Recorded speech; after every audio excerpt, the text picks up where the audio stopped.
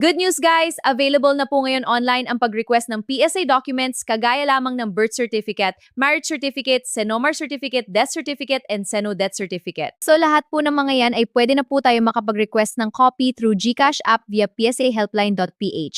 So narito po ang step-by-step guide kung paano po kayo makapag-request ng inyong PSA certificates online. So log in to your GCash account. Dito sa Explore the app, hanapin po nyo itong GLife.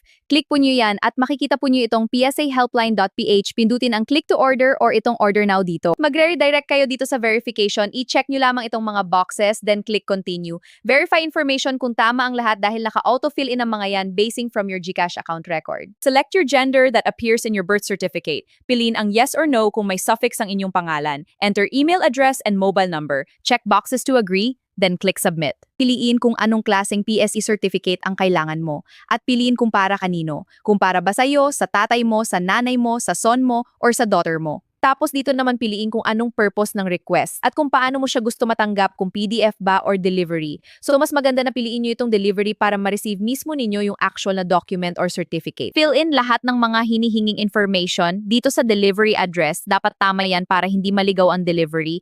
Dito piliin kung sino ang tatanggap ng document, kung ikaw ba or mag-authorize ka ng iba. I-set kung ilang copies ang kailangan ninyo. Tapos after that, click next. Make sure na tama ang lahat ng details before mag-place order. Pay your order via GCash app. Once successful, wait nyo na lang po na dumating sa inyo. And as far as I know, ang courier na gamit po nila sa pagpapadala ng mga document ay LBC po.